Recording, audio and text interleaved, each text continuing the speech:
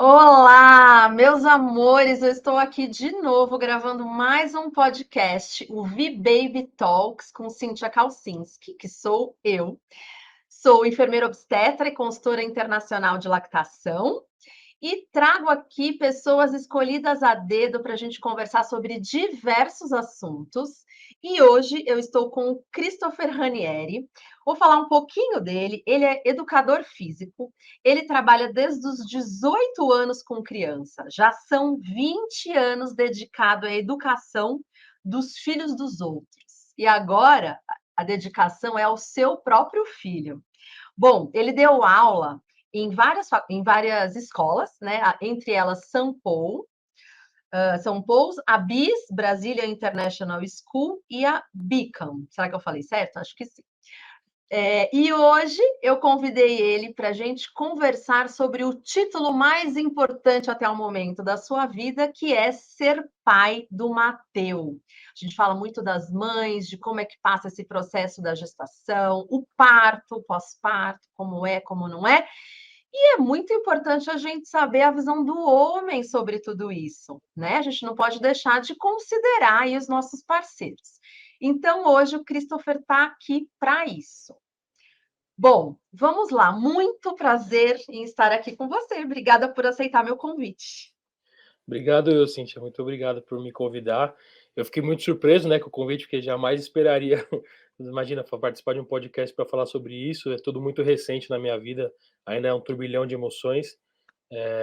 Eu sempre falei só sobre educação, sobre crescimento, desenvolvimento de crianças, mas como você disse, sempre do filho dos outros, né? Sempre relacionado à escola, ou hoje que eu trabalho com viagens internacionais. Mas, enfim, é isso. Obrigado. Imagina, é um prazer estar aqui com você. E assim, eu acho que a gente pode começar contando, me fala um pouquinho aí, quando é que nasceu a sua vontade de ser pai? Como é que isso veio aí dentro de você? Essa é uma história um pouco, para mim, né, na minha visão, um pouco maluca. Meus pais se separaram quando eu era criança ainda, eu tinha 7, 8 anos. Minha irmã era um bebezinho de um ano e pouco, meus pais se separaram. E foi uma separação bastante ruim, né, eles não ficaram amigos depois disso, pelo contrário, tiveram algumas brigas e aí eu tive um pai ali até uns 7 anos mais ou menos, mas as memórias são muito poucas, né, do que eu tenho, assim, com ele, que eu me lembro de ali na convivência do dia a dia, e talvez no que eu julgo na fase mais importante da minha vida, que foi ali aquele já sendo criança, adolescência, quando eu jogava bola em alguns times, aí gostaria que ele fosse me assistir, nunca foi, esse tipo de coisas, e aí eu nunca tive a participação dele efetiva na minha vida, né, por decisão dele. E isso, obviamente, me trouxe uma frustração muito grande. E aí é muito louco, porque desde não foi uma coisa assim que eu pensei, eu planejei, eu sempre senti que eu gostaria de ter um filho para poder participar ao máximo possível da vida dele e tentar ser o grande amigo da vida dele, né? Então eu carrego isso comigo desde a adolescência lá, né?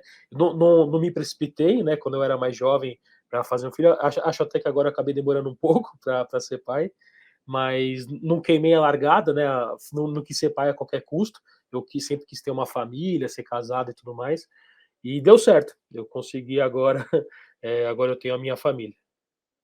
Que lindo. E eu tenho que dizer que eu acompanhei, né? Nós fizemos todas as consultorias, né? Atendi o Christopher e a Thaís, fizemos consultoria de parto, consultoria de amamentação, de cuidados com o bebê. Então, eu acompanhei esse casal aí durante toda essa trajetória até o parto, o pós-parto. Então, por isso que eu escolhi ele aqui para contar para a gente. Conta um pouquinho como é que é a gestação para vocês, porque a mulher sente o bebê mexer, né? A mulher sente o corpo mudar. Como é que é para vocês lidar com ela e com o filho que está chegando? É difícil explicar, não é algo simples, assim. Eh, lá em casa, com a Thaís, a minha esposa, a gente demorou um pouco para ter filho, porque ela sempre teve uma resistência, ela gostaria de esperar um pouco mais. Ela tem 31 anos, né, eu até acho que a gente já poderia, mas enfim, na cabeça dela, ela queria esperar mais. E aí aconteceu, ficou grávida, E é muito louco, assim, a gente tem uma relação muito boa, eu e ela, né, a gente nunca brigou durante a gestação, a gente não tem grandes brigas na nossa vida, então eu não posso dizer que ela foi uma grávida maluca, que ela pediu milhões de coisas difíceis, ou que ela me deu um mega no trabalho, sei lá, alucinações, histórias aí que contam. A gente é muito tranquilo e muito claro um com o outro, né. Ela teve talvez o momento de maior dificuldade, pra nós, foi eu sempre quis ter um menino e ela queria ter uma menina. E aí quando a gente descobriu que era um menino, para ela não foi fácil, né, ela teve um turbilhão de emoções ali com ela, acho que esse foi o único momento mais complicado ali que pra gente lidar com ela já não queria ser mãe, e aí veio um menino, então isso mexeu bastante com ela. Mas das coisas foram mudando, hoje ela diz que ela tá bem feliz em ter o Mateu em casa. E durante a gestação, sei lá, é louco, né, porque como eu acho que esse mundo não tá dentro de mim, eu fico olhando pra ela, fico vendo como que tá, mas, sei lá, como eu falei, é muito difícil, assim, traduzir em palavras.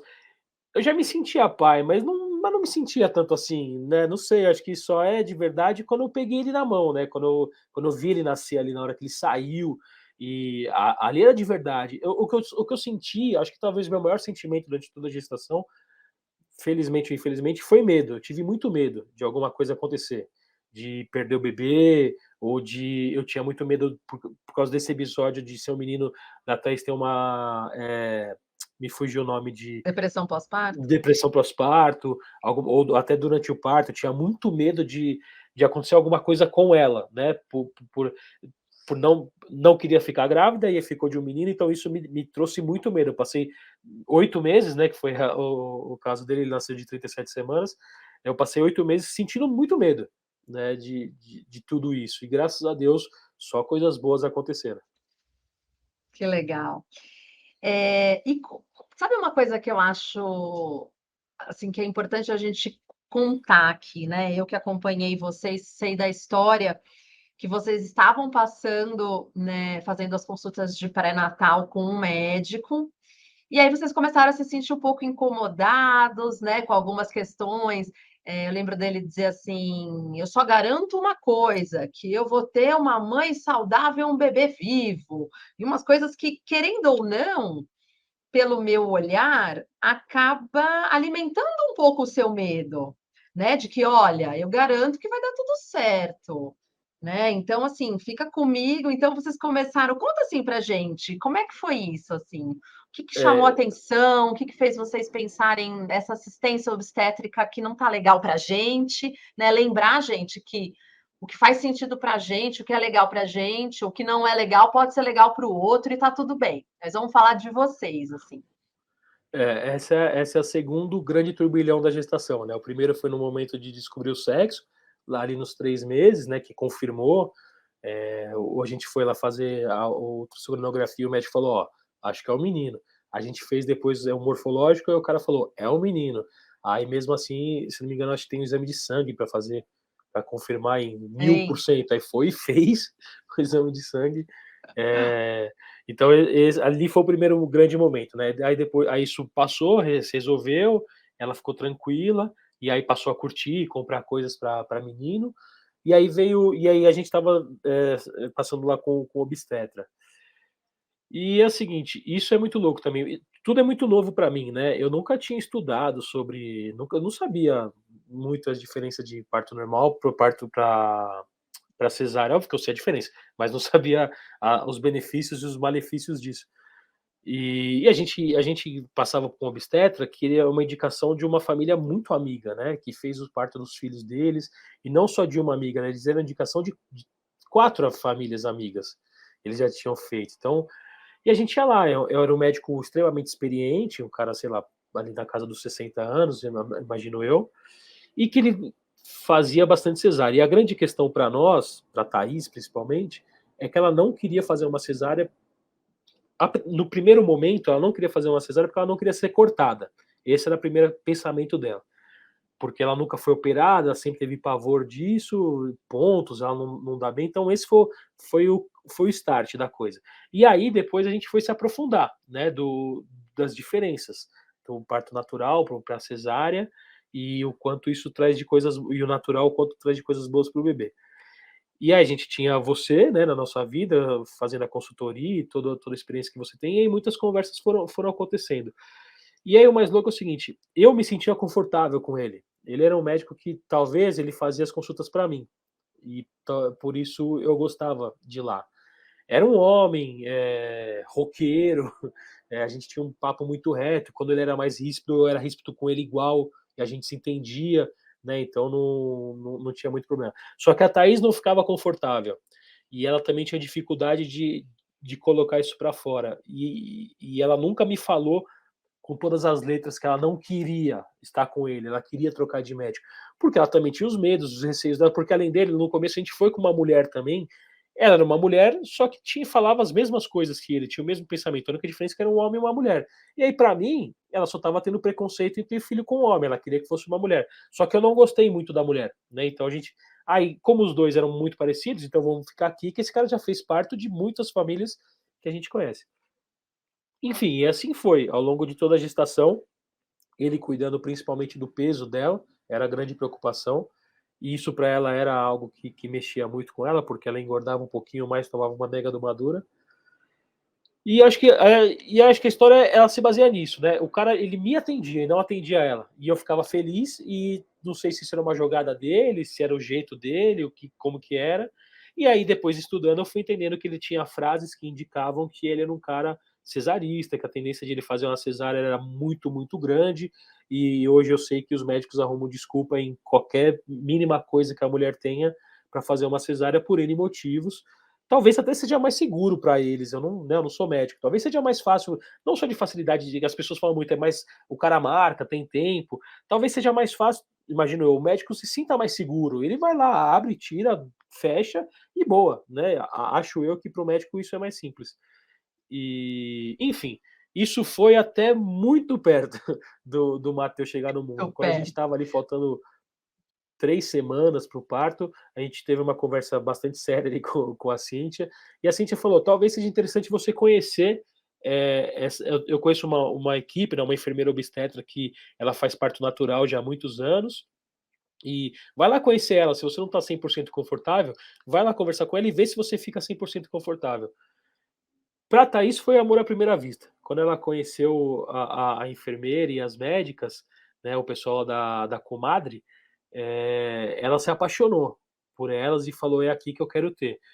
E estava muito em cima. E ali a gente tinha acabado de descobrir também que a Thaís estava num processo de pré-eclâmpsia. Naquela semana, a pressão dela tinha aumentado um pouco. E a gente foi lá conversar com essa enfermeira obstetra. E aí, quando a gente chegou lá, ela falou, explicou um pouco mais o quanto aquilo não era bom, né, que ela tinha que ser cuidada, assistida mais de perto. Tentando resumir a história, a gente foi lá, eh, a gente foi conhecer eles, tipo assim, numa segunda-feira, na quinta-feira a gente voltou pra falar com não, a gente foi lá numa terça-feira, aí ela marcou a consulta com a médica pra segunda-feira seguinte, a gente chegou lá na consulta na segunda-feira, a médica tirou a pressão da Thaís, tudo, falou: "Ó, eu acho que vocês têm que ir para o hospital, pra ver se tá acontecendo alguma coisa com a Thaís". E então e aí eu já volto. Aí a gente foi para o hospital, a Thaís a gente ficou lá internado uma semana, porque ela estava com pré-eclâmpsia, então precisava ser cuidada de perto, para bater nas 37 semanas que eles chamam de termo, né, é o mínimo bacana para uma criança deixar de ser prematura, e aí foi induzido o parto. E quem fez o parto foi o pessoal da comadre que a gente tinha acabado de conhecer. A Thaís amou, para ela foi muito louco. Para mim, foi mais um momento de muito medo, e porque eu não conhecia ninguém. Eu conhecia o cara, eu gostava dele, ele me tratava bem, mas e aí foi Mas a realmente Thaís saía chorando das consultas que eu sei. então, teve uma consulta, né, que ela não ficou muito feliz, foi essa das últimas, que foi o único momento da gestação que a gente acabou tendo uma discussão. Ele tirou ela do sério, a gente entrou no carro os 2 discutindo, e aí por isso também que a gente já marcou com o pessoal da comadre, porque eu falei pra ela: "Beleza, você não tá feliz? Então vamos achar uma alternativa, né, então você quer ver mais um médico? Vamos ver mais um médico, vamos". E aí deu certo. Então aí já internou, ficou uma semana internado, induziu o parto e ele nasceu muito bem. Pra mim foi muito louco, porque eu não conhecia, né, então eu vi a enfermeira obstetra 2 vezes, na primeira consulta e depois já encontrei a mulher dentro do hospital, para o meu filho nascer. E eu tive uma conversa com ela, nem sei se ela vai lembrar disso, que já ali na sala de parto, principalmente na hora que ela falou que para fazer a golden hour do bebê, nós vamos tirar o bebê e vamos dar na mão da mãe, né, e isso que é interessante e tudo mais. Eu sabia que tudo isso era interessante. E assistir em filme, ver no filme dos outros é maravilhoso, mas no meu, dá o medo, né. E se essa mulher for extremamente, sei lá, naturalista, ela vai custe o que custar, ela vai fazer com que o menino faça isso. Tem o outro lado da história de pessoas que não têm conhecimento, né, eu tenho se todo mundo faz desse jeito, por que eu vou fazer diferente, né, é uma balança muito louca. Mas foi aquilo, a Thaís resolveu confiar, veio uma indicação da Cíntia no caso, né, era nossa consultora e uma grande amiga. Eu resolvi confiar. Eu falei: "Sei lá, a gente tá aqui por algum motivo, Deus colocou a gente aqui por algum motivo, então eu vou confiar nessas pessoas, por mais que eu não conheça, eu vou confiar". E a Thaís estava muito segura com elas, eu falei: "Então, eu não vou eu aqui estragar com tudo". E aí a gente conversando ali já na sala de parto, eu perguntei pra ela: "Tudo bem, mas e como é que eu vou saber se eu", porque o pediatra não era a única pessoa da equipe que não era da equipe da comadre, era uma pessoa do hospital, plantonista do hospital. Então eu falei pra ela: "Como é que eu vou saber, se o pediatra vier aqui e quiser pegar o menino, como é que eu vou saber se ele pode pegar, se ele não pode pegar?". E eu falei pra ela, eu falei: "Querendo ou não", é Karina o nome dela, eu falei: "Querendo ou não, Karina, cara, eu também não te conheço". Eu eu também não te conheço, né, ela me olhou assim com o olhão esbugalhado, talvez, né, acho que não é comum. Aí eu falei pra ela: "Eu também não te conheço, mas eu vou confiar em você. Como é que eu sei se o cara tem que pegar a menina ou não?". Ela falou: "Não posso falar, né, eu não posso, isso é antiético, eu não sou a médica e tudo mais, mas você olha pra mim, você olha bem pra mim na hora que ele nascer que você vai entender se o médico vai precisar pegar ele ou não". Eu falei: "Tudo bem, combinado". E na hora que ele nasceu, obviamente, eu olhei pra ela, ela olhou pra mim com aquela cara de alegria, dizendo: "Tá tudo bem, deixa ele com a Thaís". E aí aquilo, acho que foi o primeiro momento que meu medo passou, né. E aí ele foi direto para o colo da Thaís, o pediatra realmente não precisou pegá-lo, e e é isso. É Você difícil sabe que contar essa uma história em é poucos minutos, assim, é difícil. uma história muito grande, né, de muitos acontecimentos. Sim, mas você sabe que isso que você está dizendo, muitos pais me falam. A mulher, ela tá naquela proatividade de fazer acontecer. Agora eu vou dar à luz, né, o meu filho vai nascer, vamos lá, que ela tá com, né, naquele foco. O pai, ele é mais um observador da história, ele tá lá, ele tá junto, parceiro, claro, são os 2 que estão ali, mas com papéis completamente diferentes. E é legal você dizer isso, eu tive medo até o momento que o meu filho nasceu, eu olhei para ela e ela falou ou me mostrou no seu semblante que estava tudo bem.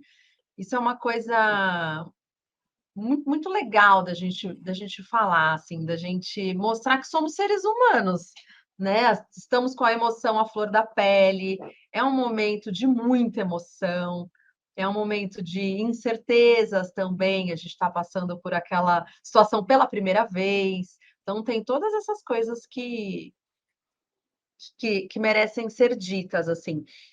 Mas sabe o que eu queria que você me conta, assim, do parto em si? Como é que foi estar ali? O que que você acha que como foi vê-la naquela situação? Como é que ela estava? O que que você acha que você pôde fazer que ajudou? Tipo, dicas para quem está nos ouvindo, um pai que está ouvindo ali, qual que é o teu papel? Qual que é o papel do pai ali no trabalho de parto? Se você, pai, está nos ouvindo, espero que você conheça muito a sua mulher para entender tudo o que acontece ali. É com certeza foi a maior experiência que eu vivi com ela, né, a nossa maior experiência como casal, né, depois a gente conversando, tal, eu falei brincando, mas é verdade. Eu falei: "Você nunca mais pode nem sonhar, se você quiser se separar de mim, o problema é seu, a gente nunca mais vai se separar, porque o que aconteceu aqui hoje, é impossível repetir, é impossível, né, pensando na coisa ruim, a gente se separa. Ela pode ter outro filho, pode ter outro filho, mas nunca mais vai ser o primeiro, nunca mais vai ser tudo aquilo que aconteceu nós dois, com tudo isso que aconteceu ao longo da gestação, essa troca de médico aos 45 do segundo, foi tudo muito, muito intenso, né? E foi muito de um confiar no outro que estava acontecendo. E lá na hora, assim, para nós, para mim, foi muito perfeito, porque foi muito rápido, né? Foi tudo. Ele nasceu com muita saúde, nasceu muito bem, com 99% de saúde, vai. É, A gente vai falar é, sobre isso.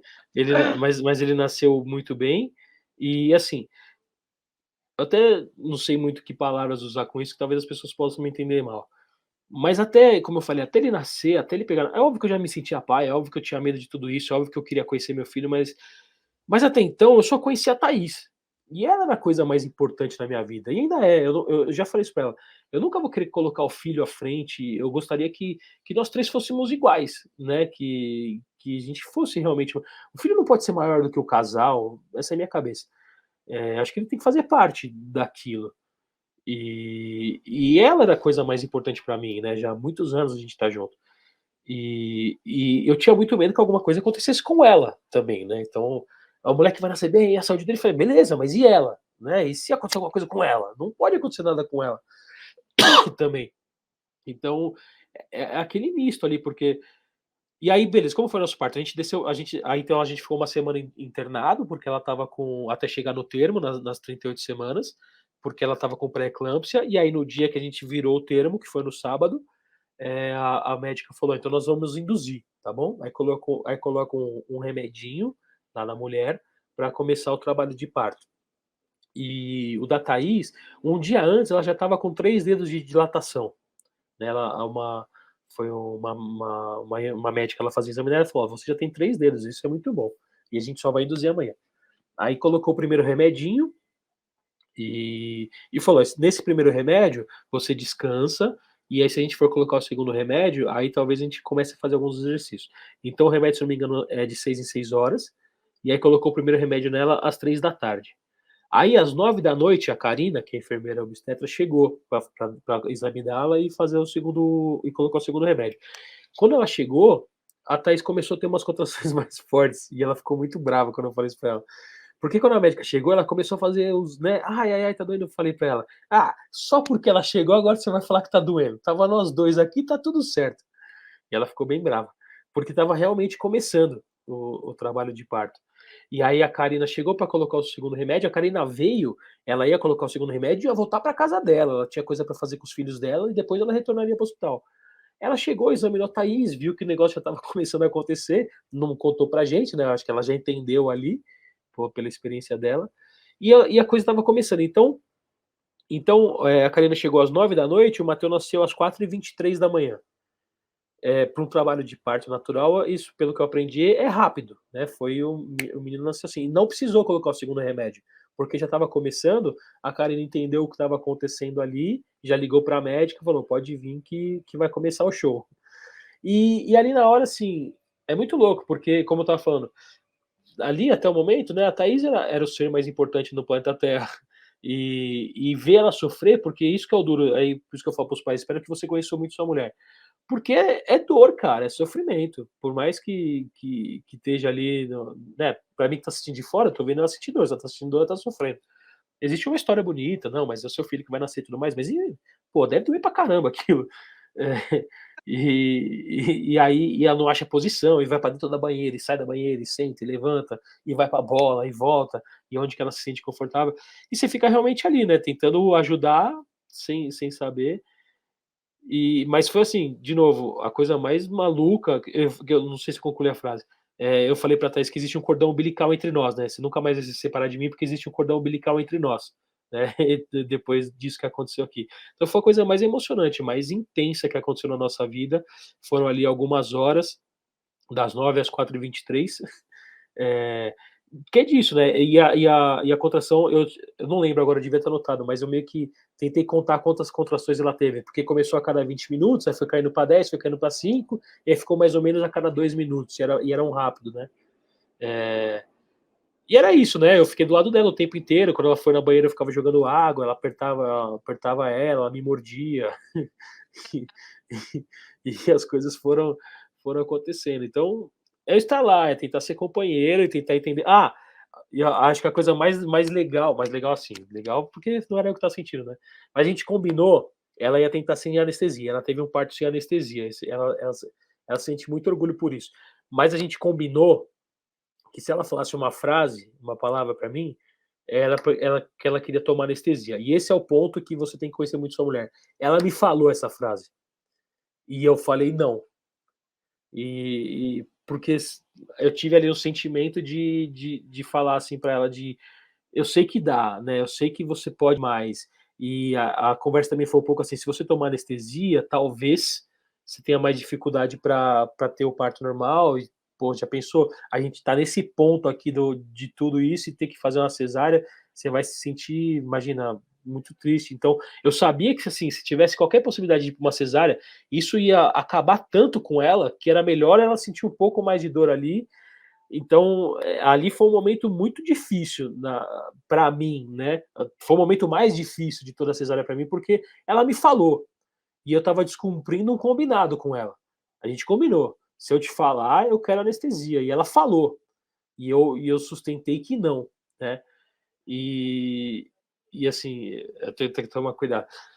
E talvez minha mãe faleceu, né? Já faz um tempo. E nesse momento, parece, meio maluco, assim, eu não acredito muito nessas coisas, mas nesse momento parece que eu ouvi uma voz comigo falando: "Ó, fica do lado dela que vai dar tudo certo". Eu ouvi isso, tipo, 2 vezes dentro de mim.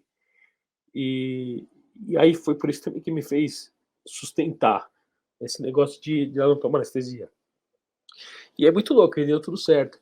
Esse foi o grande momento pra mim do parto.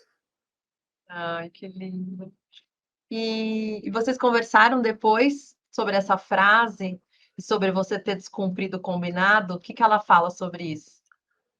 Ah, não, ela deu risada, ela falou que ainda bem, Era agradeceu. isso mesmo, né? Falou ela agradeceu, falou que ainda bem que foi assim, né, que foi assim que a coisa foi feita. É óbvio que, assim, se ela tivesse insistido muito mais, eu não teria Sim, bancado, né. sim, Ela exato. ela falou uma primeira vez, ela falou uma segunda vez, se eu não me engano, bem mais tranquila, e aí eu meio que banquei, mas se ela tivesse meio que, sei lá, sido desesperador, se ela tivesse olhado pra mim, né, com uma cara diferente, eu acho que eu Se não você teria tivesse bancado. sentido convicção mesmo de É, que, é. né? É, Eu acho porque a no gente momento ali, eu acho que eu achei que ela estava cansada de sentir tudo aquilo, então ela queria que exatamente, passasse, né, exato. são coisas diferentes, né, de algo insuportável do ela estar cansada. Sim. Você sabe que a gente fala muito, tem um momento que a gente chama que é a fase de transição do trabalho de parto, que é quando a mulher está terminando a dilatação, indo para o expulsivo. Nessa hora é muito comum a mulher ficar meio acelerada, pedir uma coisa que não quis, sabe, assim, a mulher que queria começar a falar uma coisa, pedir uma coisa que não ela nunca tinha pensado, e aí nesse momento a gente mesmo, profissional de saúde, não acata de primeira, "Você tem certeza? É isso mesmo?". E intuitivamente foi isso que você fez, muito legal, É. muito legal. E me conta uma coisa, e quando a gente chega em casa com o pacotinho, hein, como é que é? Poxa, pra nós, eu acho que é diferente, né, graças a Deus a maioria não é assim, a gente acabou o Matheus ficou 5 dias na UTI, isso foi muito, muito difícil. Então quando a gente chegou em casa, foi um sentimento de alegria, assim, muito grande, né, e a gente estava exausto fisicamente, né, porque saiu do parto e foram 5 dias praticamente sem dormir dentro do hospital, até se fez questão de amamentá-lo a qualquer custo dentro da UTI, isso significa tem que estar lá dentro de 3 em 3 horas, enfim, essa é uma outra história. Se fosse só de 3 em 3 horas estava fácil, mas a gente passava praticamente 24 horas lá dentro. Eh, então para nós era uma alegria muito grande, né, sair do hospital foi assim, foi um sentimento. Todo aquele medo que eu senti ao longo dos 9 meses, nesses 5 dias, eles foram elevados à 30ª potência, né, de acontecer alguma coisa com o Mateu.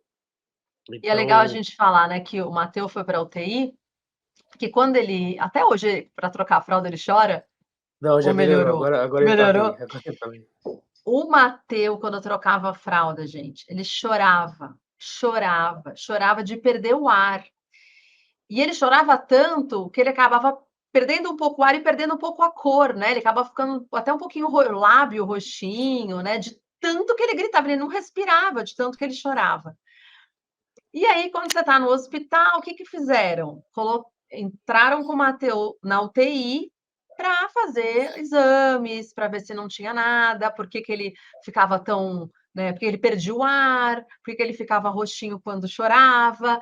Então, na verdade, foi uma precaução em excesso, não foi por nada do que tenha acontecido com o parto, não foi nada que, né, na verdade ele não tinha nada, mas até que se prove o contrário e se tenha certeza de que ele não tem nada, deixaram ele lá na UTI durante 5 dias. Me desculpe, é que é a primeira vez que eu falo sobre isso.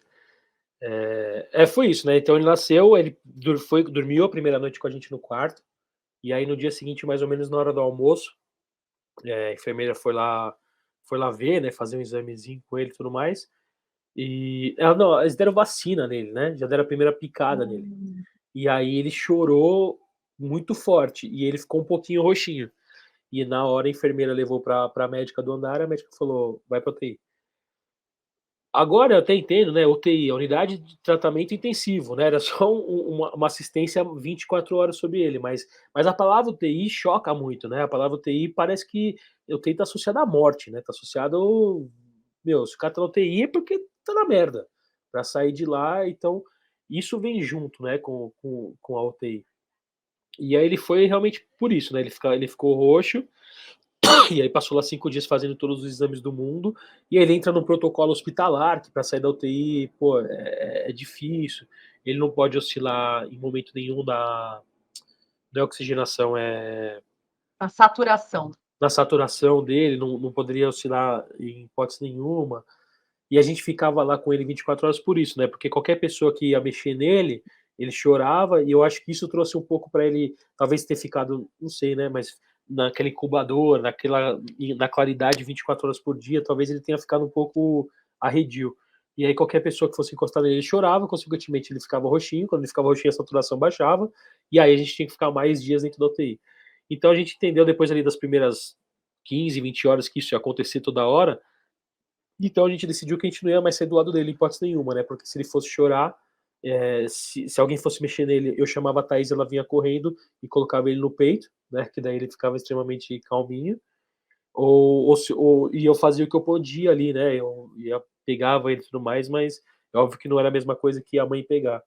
E assim foi até ele cumprir lá todo o protocolo das 72 horas sem oscilar, pra gente sair de dentro da UTI. Então foram 5 dias muito, muito difíceis, assim, né. Eu chorava o dia inteiro por medo, né, de eu não sei lá, se estiverem escondendo de mim que ele tem alguma coisa séria e ninguém quer me falar, porque daí todo mundo fala: "Não, tá tudo bem, isso é normal, muita criança nasce com isso". Então se isso é normal, deixa embora, né. Se Uhum. não é normal, não tá tudo bem, então deixa embora. Se não deixa embora é porque tem alguma coisa. Será que tem alguma então, esse sentimento toda hora, né, um turbilhão, porque eu olhava do lado, infelizmente, para as outras famílias, a sensação que eu tinha é que os outros bebês precisavam de mais assistência do que o meu. Só que o meu também estava lá, né, então, é Difícil, né? é maluco. Aí eu imagino, tinha uma menina que estava lá já há 1 mês. Imagina o medo que eu tinha, imagina meu filho ficar aqui mais de 1 mês e tudo mais.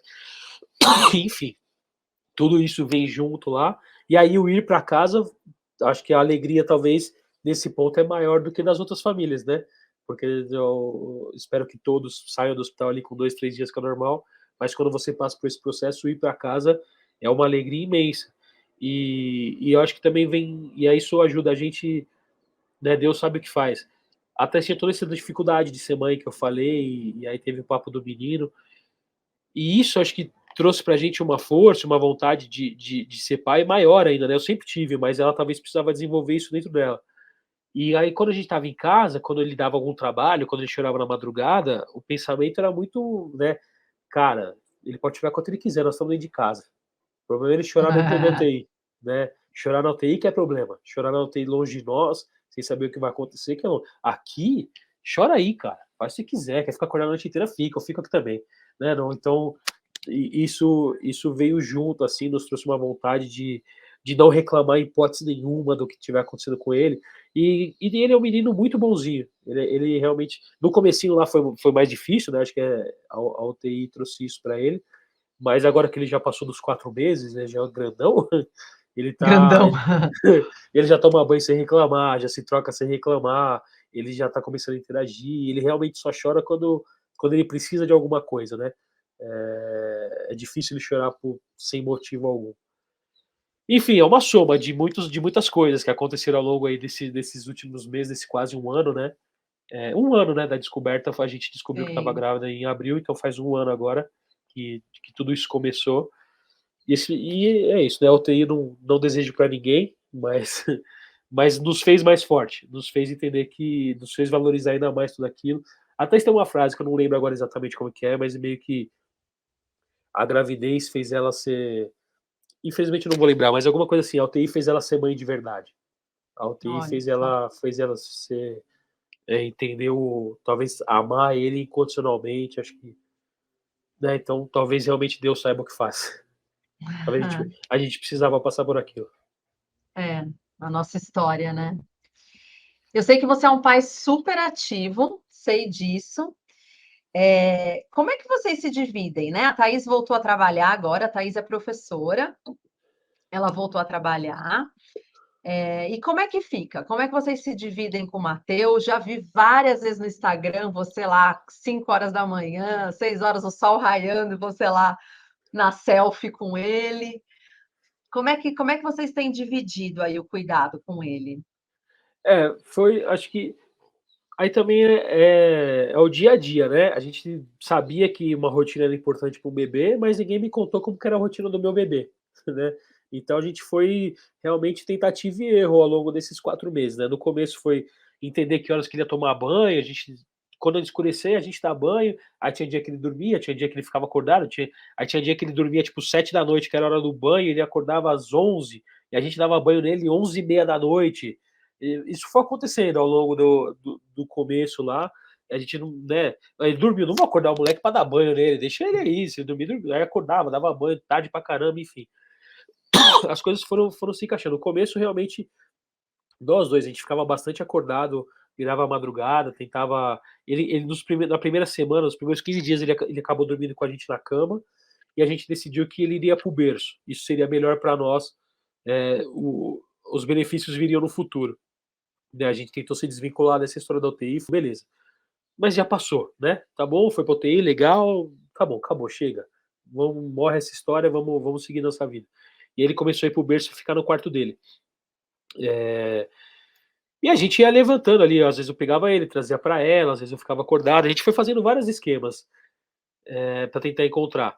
Chegamos no momento da amamentação, quando principalmente no primeiro mês que machuca muito ali o seio da mulher, né, ela já estava toda machucada e então aí ela começou a tirar leite, e aí o que a gente fazia? A mamada da meia-noite e ali das 2h pouco da manhã, eu dava pra ele na mamadeira, e pra ela poder dormir um pouco mais. Então umas 10 horas da noite ela ia dormir, pra ela acordar de novo ali perto das 4, 5, pra eu poder dormir das 3 ali até mais ou menos umas 8, a hora que eu precisava acordar pra ir trabalhar.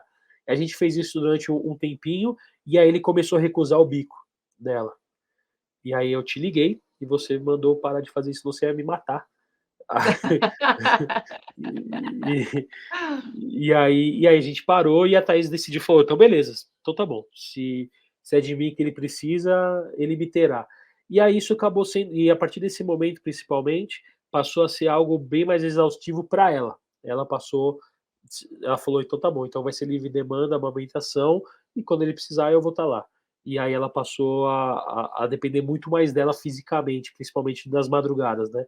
E aí dá dó um pouco, né, a mulher parece um zumbi, e não tem muito que eu pudesse fazer ali, assim, até acordava, via a movimentação, você não dorme 100%, né, mas acabava sendo ela ia para o quarto dele, sentava lá na cadeira de amamentação e dava leite para ele, né.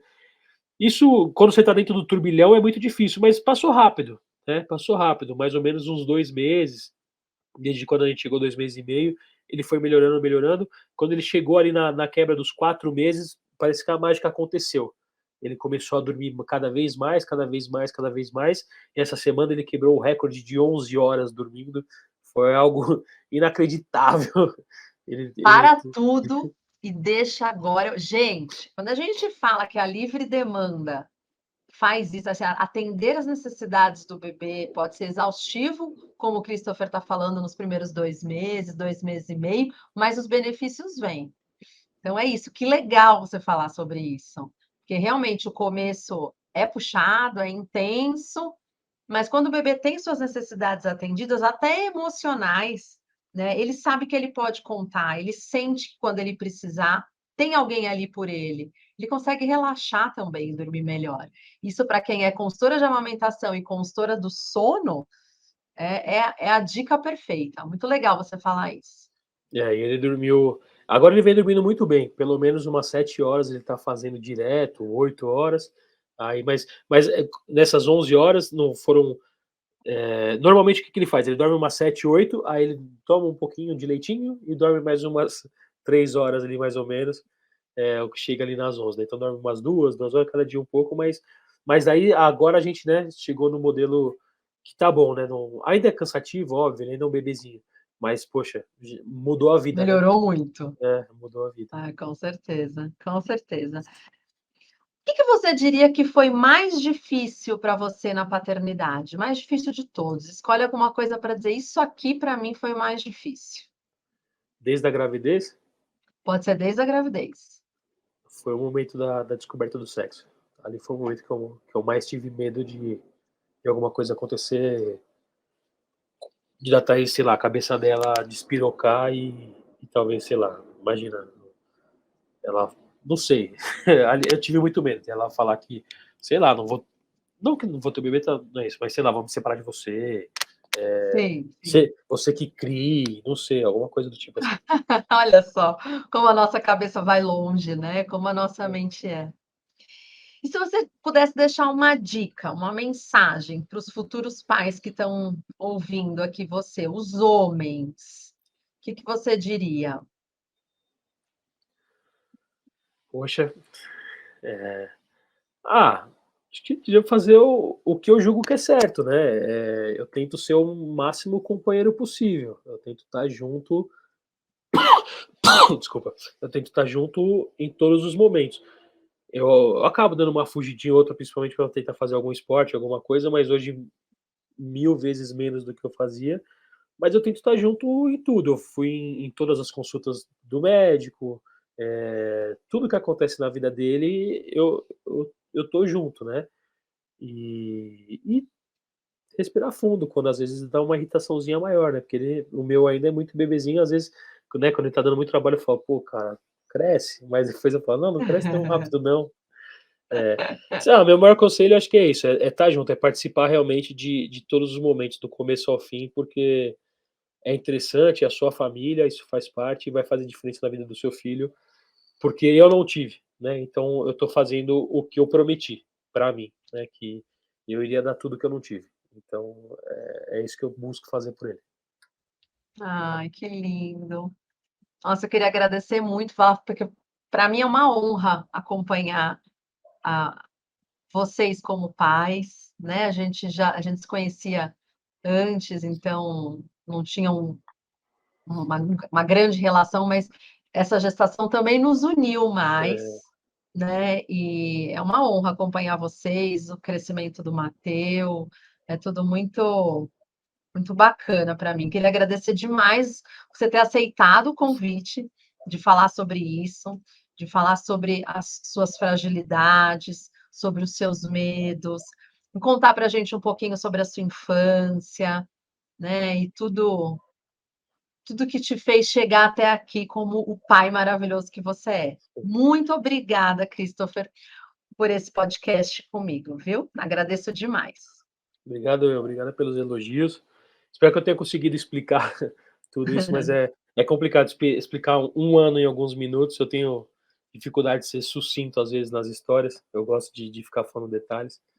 E é isso, muito obrigado, tá tudo bem com nós, tá tudo bem com ele, que é o mais importante. Espero que todo mundo um dia possa viver essa experiência que tá sendo muito legal. Foi muito maluca, mas tá sendo muito legal. Que legal. Bom, gente, esse foi mais um episódio do podcast V-Baby Talks.